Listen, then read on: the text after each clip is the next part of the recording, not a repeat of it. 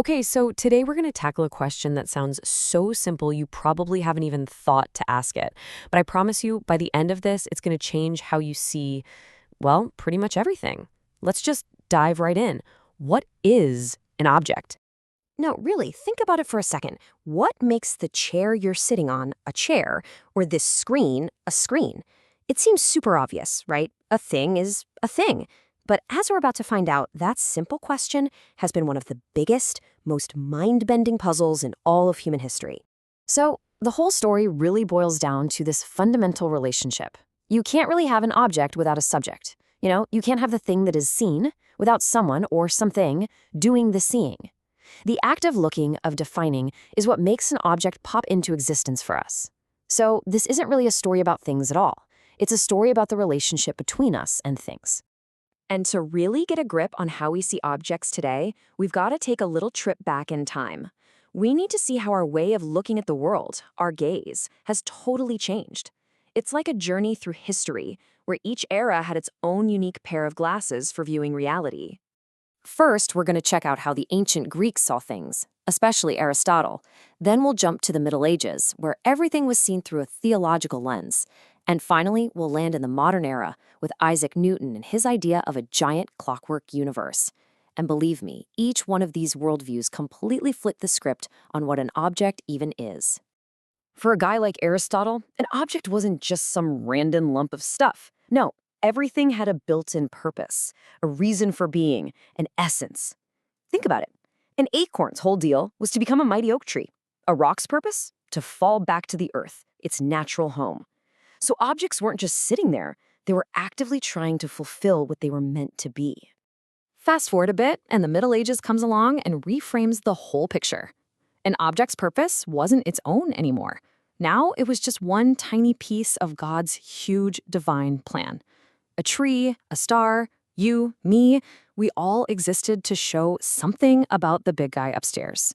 You didn't understand an object by measuring it, you understood it by figuring out what it meant through faith. And then, bam, the scientific revolution hits, and Isaac Newton basically redesigns the whole universe. Suddenly, it's not a divine mystery anymore. It's a massive, predictable machine, a giant clock. And every single object, whether it's an apple falling from a tree or a planet spinning through space, follows these perfect mathematical laws. We weren't just looking anymore, we were measuring, predicting, and for the first time, we felt like we were really in control. And you know what? For a few hundred years, that clockwork universe felt pretty good. It seemed like we had it all figured out. We had the rules, we understood the objects. But then the 20th century showed up, and, well, that beautiful clock started to fall apart. A whole wave of discoveries in physics, in biology, and this totally new thing called information theory. They didn't just add a few new facts to the pile. Oh no, they took a wrecking ball to the very foundation of what we thought an object was.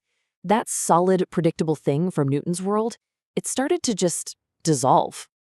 Quantum mechanics, in particular, just threw the rulebook out the window. It showed us that on the tiniest scales, things like electrons don't have one single identity. Get this, depending on how you look at it, an electron can be a tiny solid dot, or it can be a smeared out, spread out wave. It's like a coin that's both heads and tails at the exact same time, right up until the second you actually look at it. Wild, right? And that leads to probably the most mind-blowing idea in all of science. The state of that electron, whether it's a particle or a wave, isn't decided until we measure it.